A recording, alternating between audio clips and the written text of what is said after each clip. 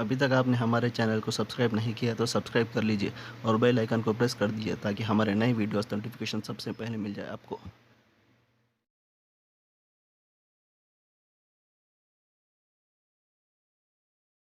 اعوذ باللہ من الشیطان الرجیم، بسم اللہ الرحمن الرحیم۔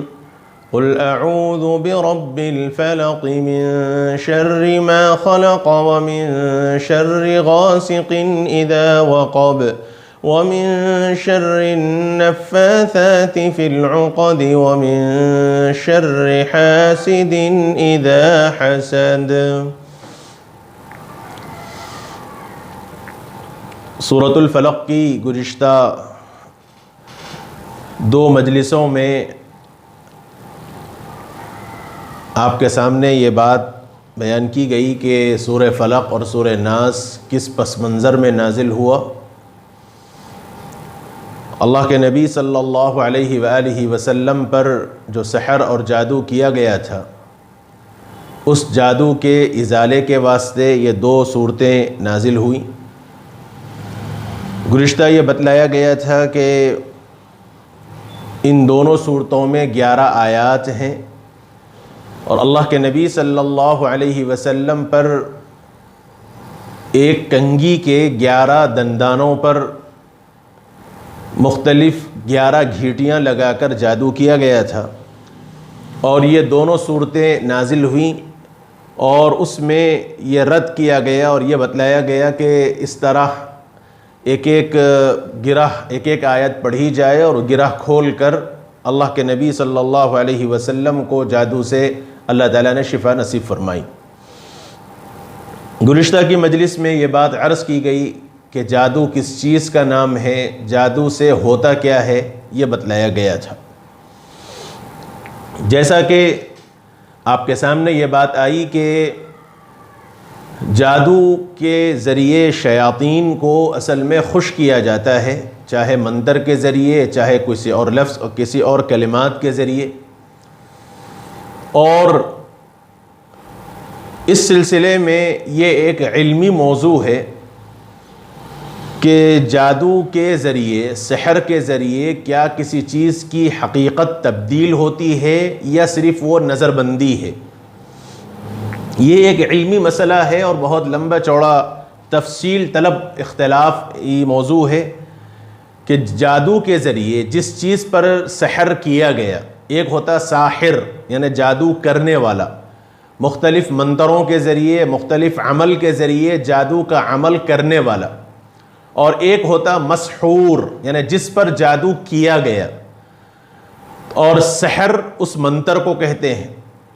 تو سوال یہ کہ کیا ساحر کے یعنی جادو کرنے والے کا عمل، اس نے جو عمل کیا ہے مسحور پر، جس پر جادو کیا گیا ہے، کیا جادو کے ذریعے کسی چیز کی حقیقت بدلتی ہے، اس کی کیفیت بدل جاتی ہے، یا صرف وہ ایک نظر بندی ہے؟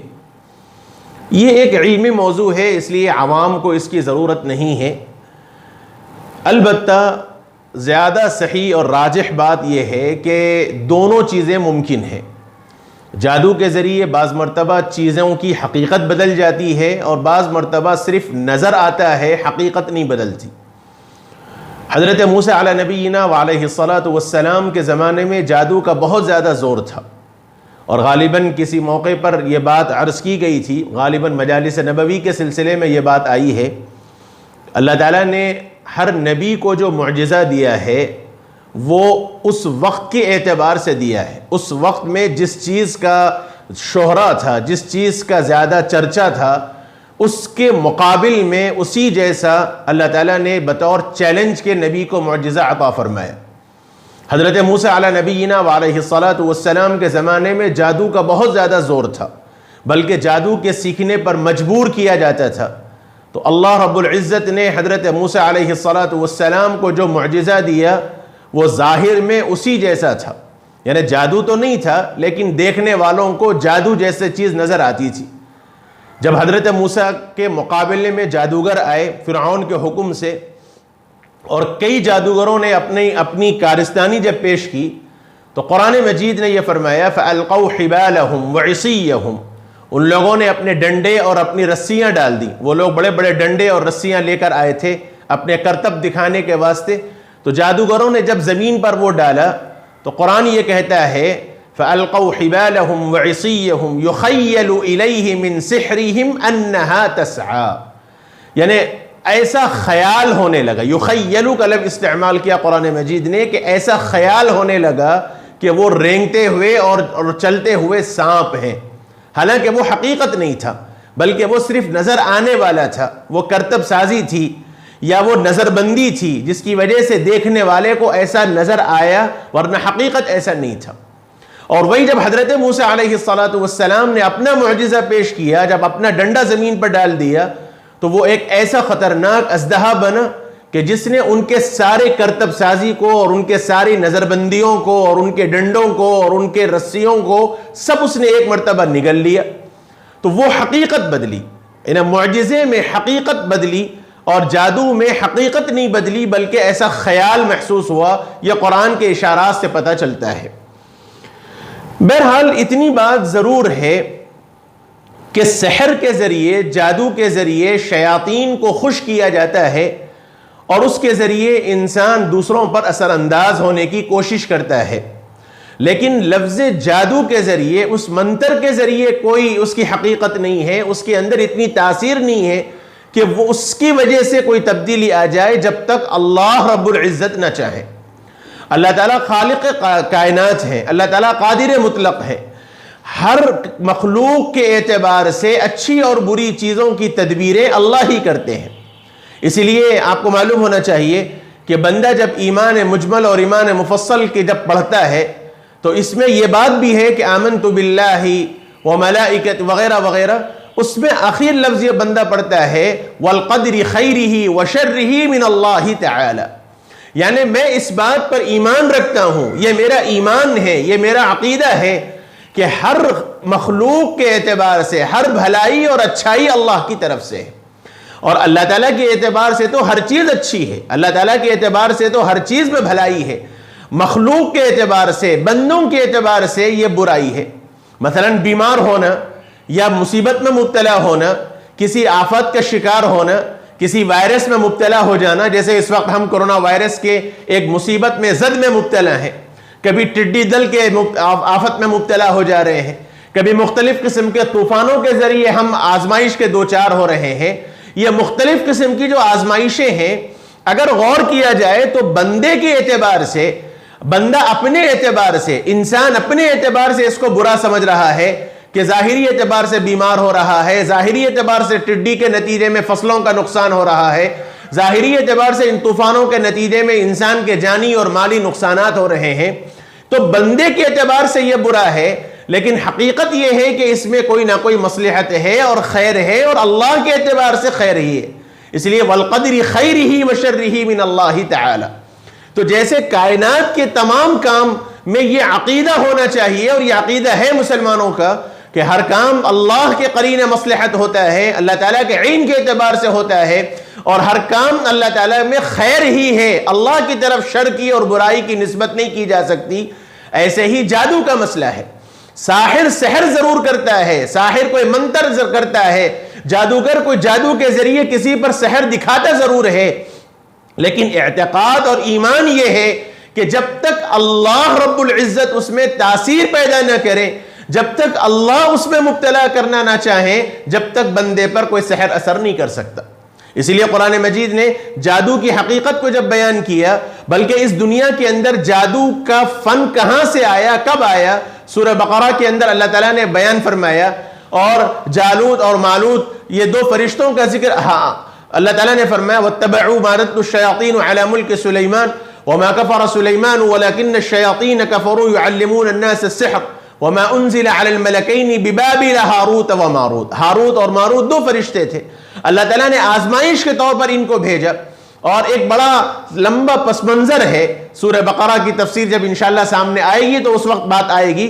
تو ہاروت اور ماروت کو, دو فرشتوں کو اللہ نے اسی کام کے لیے بھیجا تھا کہ وہ لوگوں کو یہ باور کرائیں کہ یہ جادو کوئی چیز نہیں ہے, تم جادو مت سیکھو. لیکن لوگوں کا شہرہ تھا, لوگوں کا چرچا تھا, لوگوں کی خواہش تھی جادو سیکھنے کی. تو وہ جادو کی حقیقت کو بیان کرتے تھے، جادو سے بچنے کی تلقین کرتے تھے۔ اللہ تعالیٰ نے یہ لفظ استعمال فرمایا وَمَا هُمْ بِضَارِّينَ مِنْ أَحَدٍ إِلَّا بِإِذْنِ اللَّهِ، کہ وہ لوگ کسی کو نقصان نہیں پہنچا سکتے، یعنی جادوگر اپنا جادو کے ذریعے کسی کو نقصان اس وقت تک نہیں پہنچا سکتا جب تک اللہ کا حکم اس میں نہ آئے، إِلَّا بِإِذْنِ اللَّهِ۔ معلوم یہ ہوا کہ جب تک اللہ تعالیٰ تاثیر پیدا نہ کریں اس وقت تک کوئی چیز اثر انداز نہیں ہوتی۔ اس لیے عقیدے کے اعتبار سے یہ عقیدہ رکھنا چاہیے کہ جادوگر لاکھ جادو کر لے لیکن جب تک اللہ اس جادو میں اثر پیدا نہ کرنا چاہے اس وقت تک اثر انداز نہیں ہوتا۔ اور اللہ کو حق ہے اپنے بندوں کو آزمانے کا، اللہ تعالیٰ اپنے بندوں کو مختلف قسم سے طریقے سے آزماتے ہیں، لہذا بعض لوگوں پر وہ سحر کا اثر ہوتا ہے اور سحر کے نتیجے میں بندے پر مختلف قسم کی کیفیتیں متعارض ہو جاتی ہیں۔ اس لیے یہ ذہن میں رکھنا چاہیے کہ سحر کے پیچھے نہیں پڑنا چاہیے، اور عام طور پر ذہن یہ بن گیا کہ فلاں صاحب نے کرا دیا، کسی نے میرے اوپر کرا دیا، کسی نے کرا دیا، اور عاملوں کا مسئلہ ایسے ہی ہو گیا کہ ہر عامل یہ کہتا ہے تجربے کے اعتبار سے، الا ماشاء اللہ بہت سے عامل صحیح ہیں، قرآن و حدیث کے مطابق اور شریعت کے دائرے میں رہ کر عمل کرتے ہیں، ان کی بات نہیں، لیکن جو لوگ اس کو ذریعہ معاش بنائے ہوئے ہیں، تجربے کے طور پر یہ بات ثابت ہے کہ کسی بھی عامل کے پاس آپ چلے جائیں جو ذریعہ معاش کرنے والا یا اپنی تجارت بنانے والا، اپنا پیٹ چلانے والا، تو کوئی بھی آدمی آ جائے ایسا ممکن نہیں ہے کہ عامل یوں نہ کہے کہ آپ پہ کرا ہوا نہیں ہے۔ ہر عامل یہ کہتا ہے کہ صاحب آپ پہ کچھ نہ کچھ کرایا ہوا ہے، کسی نے آپ پہ کرا دیا، اور جب عامل کی زبانی یہ بات سامنے آ گئی کہ صاحب عامل صاحب نے، بابا نے کہہ دیا کہ مجھے میرے اوپر کرا دیا گیا، اب وہ ذہن بن گیا، لہذا اس کے نتیجے میں وہ سفلی عمل میں بھی مبتلا ہو جاتا ہے، غیر شرعی عمل میں بھی مبتلا ہو جاتا ہے، اور ذہن یہ بن جاتا ہے۔ اور بعض لوگ تو اتنے کٹھن ہوتے ہیں کہ پوچھتے ہیں صاحب کس نے کر دیا، کس نے کیا، تو نشانزد بھی کرتے ہیں کہ صاحب فلاں فلاں نے کر دیا، حالانکہ تجربہ یہ ہے کہ عامل عام طور پر ان سے پہلے وجوہات پوچھتا ہے، کیا ہوا، کیسے ہوا، جب یہ بتاتے ہیں تو بولنے والا اپنی تفصیلی کیفیت کو بیان کرتے ہوئے کہتا ہے کہ صاحب مجھے فلاں لوگوں پہ شک ہے، فلاں لوگوں کی وجہ سے، تو اب عامل پینترا استعمال کر کے صاحب کہتا ہے کہ ہاں صاحب فلاں نے آپ کے اوپر کر دیا، اب اس کے نتیجے میں اللہ ہی معاف فرما دے سفلی عمل بھی کرتے ہیں، ناجائز عمل بھی کرتے ہیں، غیر شرعی عمل بھی کرتے ہیں، اور اس کے نتیجے میں وہ مبتلا ہو جاتے ہیں۔ اس لیے کون سے عامل کے پاس جانا چاہیے، کس عامل سے علاج کرانا چاہیے، یہ واضح ضرور ہے کہ اسلام نے رقیہ کی اجازت ضرور دی ہے۔ رقیہ کا مطلب جھاڑ پھونک کرنا، جھاڑ پھونک کی ضرور اجازت دی ہے، لیکن اس کے واسطے قید ہے، سب سے بڑی قید یہ ہے کہ شرعی عمل ہونا چاہیے، قرآن و حدیث کے مطابق عمل ہونا چاہیے۔ اس لیے حضرات علماء نے جو بات فرمائی ہے کہ تعویذات کے استعمال کرنے کا جہاں تک مسئلہ ہے، تعویذ کو گلے میں لٹکانے کی جہاں تک بات ہے، اس سلسلے میں بھی لوگ افراط و تفرید کے شکار ہیں۔ بعض لوگ یوں سمجھتے ہیں کہ تعویذ کا استعمال کرنا شرک ہے، تعویذ کا استعمال کرنا حرام ہے، تعویذ کا استعمال کرنا ناجائز ہے، اور بعض لوگ یہ سمجھتے ہیں کہ تعویذ کے استعمال کے بغیر علاج ہی ممکن نہیں ہے۔ یہ دونوں باتیں صحیح نہیں ہیں۔ اسلام اعتدال کی تعلیم دیتا ہے، اعتدال کے حد تک ہر چیز ہونی چاہیے۔ روایات میں ثابت ہے، سیدنا حضرت عبداللہ ابن عمرو بن العاص رضی اللہ عنہ کے متعلق آتا ہے کہ وہ باضابطہ اپنے چھوٹے بچوں پر سورہ فلق اور سورہ ناس کو کاغذ میں لکھ کر ان کے گلے میں لٹکایا کرتے تھے، یہ روایات سے ثابت ہے۔ اور جہاں تک جن روایات کے اندر رسول اللہ صلی اللہ علیہ وسلم نے تعویذ لٹکانے کو شرک قرار دیا ہے، روایت کے اندر شرک کا لفظ آیا ہے، تو ذہن میں رکھنا چاہیے کہ اس سے مطلقاً ہر قسم کی تعویذ مراد نہیں ہے، بلکہ اس سے وہ تعویذ مراد ہے جیسے پہلے زمانے میں شرکی عمل ہوتا تھا، اور ٹونے ٹنکے کیے جاتے تھے، گنڈے کیے جاتے تھے، مختلف قسم کے ناجائز عمل کیے جاتے تھے، تو جناب رسول اللہ صلی اللہ علیہ وآلہ وسلم نے ایسی تعویذ کا استعمال کرنے کو شرک قرار دیا، ناجائز قرار دیا۔ لیکن اگر کوئی ایسی تعویذ ہے جو قرآن و سنت کے موافق ہے، دعائے معصورہ کے اعتبار سے ہے، قرآنی آیات لکھی جاتی ہیں، تو ایسی تعویذ کا استعمال کرنا جائز ہے اور شرعاً کوئی حرج نہیں ہے۔ لیکن حضرات علماء نے جو بات فرمائی ہے، تعویذات کے استعمال کرنے کے واسطے، تعویذ لٹکانے کے واسطے 3 شرائط ہیں بنیادی طور پر، یہ ذہن میں رکھنا چاہیے۔ 3 شرطیں حضرات علماء نے فرمائی ہیں کہ یہ 3 شرطوں کے ساتھ کسی بھی تعویذ کا استعمال کرنا جائز ہے۔ پہلی تو یہ ہے کہ اس تعویذ کے اندر جو چیز لکھی جا رہی ہے دعا کی شکل میں یا قرآن کی آیات کی شکل میں، جو بھی تعویذ کے اندر لکھا جا رہا ہے، سب سے پہلے تو یہ کہ وہ غیر شرکیہ ہو، یعنی اس میں کوئی شرکیہ لفظ نہ ہو، اس میں کوئی ناجائز کام نہ ہو، اس میں غیر شرعی طور پر کوئی چیز لکھی جاتی نہ ہو. تو سب سے پہلی شرط یہ ہے کہ تعویذ کے اندر لکھی جانے والی چیز غیر شرکیہ ہو. دوسری جو سب سے بنیادی شرط ہے وہ یہ ہے کہ تعویذ کو مؤثر بالذات نہ سمجھا جائے. یعنی مطلب یہ ہے کہ یہ عقیدہ نہ ہو کہ یہ تعویذ رہے گی تو مجھے شفا ہوگی، یہ تعویذ ہٹ جائے گی، یہ تعویذ میرے سے گر جائے گی، یہ تعویذ میرے سے ٹوٹ جائے گی تو پھر میرے اوپر اثر ہو سکتا ہے. ایسا عقیدہ اگر ہے تو پھر تعویذ کا استعمال کرنا شرعاً جائز نہیں ہے. اس لیے بنیادی طور پر یہ بہت بڑی شرط ہے. اور یہ عاجز عام طور پر یہ کہتا ہے، جو لوگ مجھ سے مسئلہ پوچھتے ہیں، یہ عاجز صاحب کہتا ہے کہ حتی الامکان تعویذ کے استعمال کرنے سے بچنا چاہیے.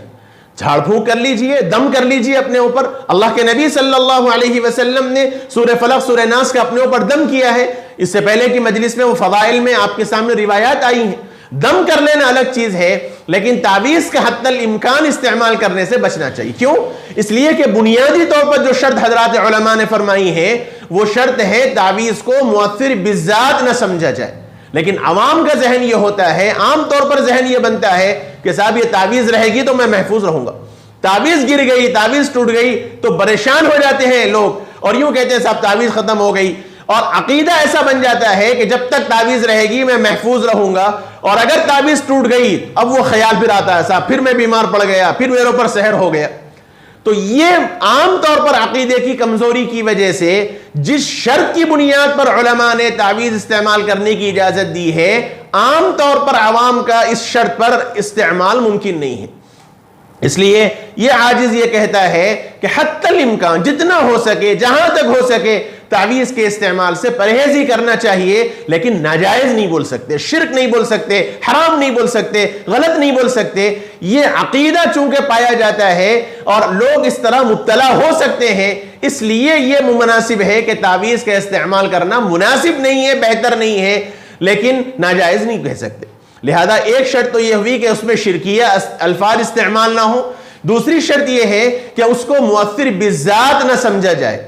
یہ دو بنیادی شرطیں ہیں. اور تیسری بنیادی شرط یہ ہے کہ اس میں ماثورہ چیزیں لکھی جائیں، یعنی قرآن، احادیث، دعائیں جو نبی اکرم صلی اللہ علیہ وسلم کی زبانی لکھی جاتی ہوں، منقول ہیں، وہ لکھی جائیں. یعنی فقہا کی زبان میں جس کا معنی اور مفہوم متعین ہو، یعنی جس کا معنی اور مفہوم واضح ہو، ایسی تعویذات کا استعمال کیا جا سکتا ہے. اور میں یہ وضاحت کر دوں کہ تعویذات میں جو حروف مقطعات استعمال کیے جاتے ہیں، نمبرات جو استعمال کیے جاتے ہیں، نمبرات کے معنی بھی متعین ہے. یہ الگ بات ہے کہ ہر ایک کو اس کا معنی معلوم نہیں ہوتا، لیکن وہ بھی ایک فن ہے. نمبرات کا علم بھی ہے، نمبرات کے معنی متعین ہیں. لہذا اگر کوئی ایسی تعویذات استعمال ہوتی ہوں جو قرآن و حدیث کے موافق ہیں، مؤثر بالذات نہ سمجھا جاتا ہو، اس کے معنی متعین ہو، تو ایسی تعویذ کا استعمال کرنا جائز ہے. لیکن اس عاجز کا رجحان یہ ہے، اگرچہ کہ علماء کی بات میں نے آپ کے سامنے رکھی، لیکن اس عاجز کا رجحان یہ ہے کہ حتی الامکان تعویذ کے استعمال کرنے سے پرہیز کرنا چاہیے، تعویذ پہننے سے پرہیز کرنا چاہیے. اس کے بجائے دم کر لینا چاہیے، پانی پر دم کر کے پڑھ لیا، پانی پی لیا جائے، جسم پر پھونک لیا جائے، یہ زیادہ مناسب ہے. بہرحال کون سے عامل کے پاس جانا چاہیے اس پر بات ہو رہی تھی. میں نے شرائط آپ کے سامنے رکھ دیے کس تعویذ کا استعمال کرنا جائز ہے.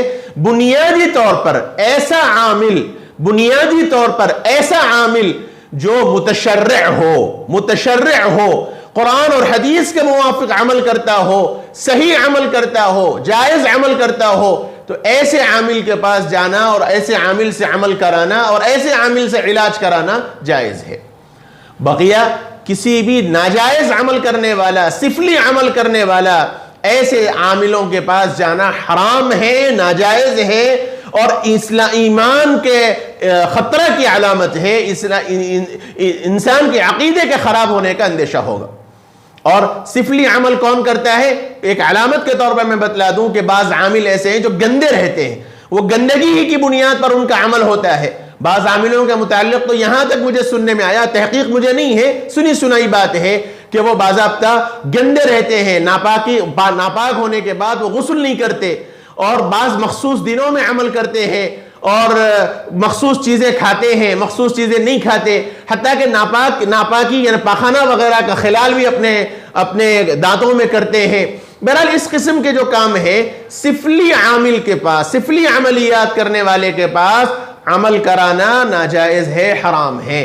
اور قرآن و حدیث کے مطابق کوئی عمل کرتا ہے، متشرع کوئی ہے، نمازوں کا پابند ہے اور اللہ تعالیٰ نے اس کی زبان میں تاثیر رکھی ہے، جیسے شروع ہی میں نے بات بتلایا کہ جادو اسی وقت اثر انداز ہوگا جب اللہ تعالیٰ تاثیر پیدا کریں گے۔ جب اللہ نے بیماری میں تاثیر رکھی ہے تو اللہ تعالیٰ شافی بھی ہیں۔ کسی عامل کے پاس اس وقت تک شفا نہیں ہو سکتی جب تک اللہ شفا نہ دینا چاہے۔ اس لیے کسی عامل سے کچھ نہیں ہوتا، کسی بابا سے کچھ نہیں ہوتا، کسی منتر پڑھنے والے سے کچھ نہیں ہوتا جب تک اللہ اس میں شفا نہ دے۔ اور اللہ تعالیٰ جب شفا دینا چاہے، مالک الملک ہے، اللہ تعالیٰ قادر مطلق ہے، اللہ جب شفا دینا چاہے شفا دے۔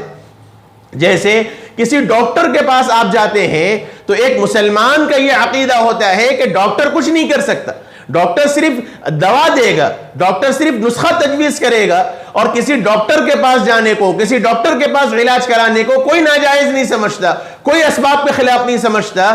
ایسے ہی روحانی امراض کا علاج بھی عاملوں کے پاس موجود ہے۔ تو جیسے اس ڈاکٹر کے پاس اس عقیدے سے بندہ جاتا ہے کہ شفا دینے والی ذات اللہ کی ہے، یہ اسباب کے دائرے میں سبب کے طور پر میں اس کے پاس جا رہا ہوں، جب اللہ شفا دینا چاہے اسی وقت شفا ہوتی ہے، اور اس عقیدے سے بندہ جاتا ہے۔ ایسے ہی عاملوں کا بھی مسئلہ ہے۔ اللہ تعالیٰ کسی عامل کے پاس، اولاً تو متشرع عامل کے پاس جانا چاہیے۔ آپ ہر غیر ڈاکٹر کے پاس نہیں جاتے، آپ اپنے فیملی ڈاکٹر کو پریفر کرتے ہیں، ترجیح آپ سب سے پہلے اپنے فیملی ڈاکٹر کو دیتے ہیں۔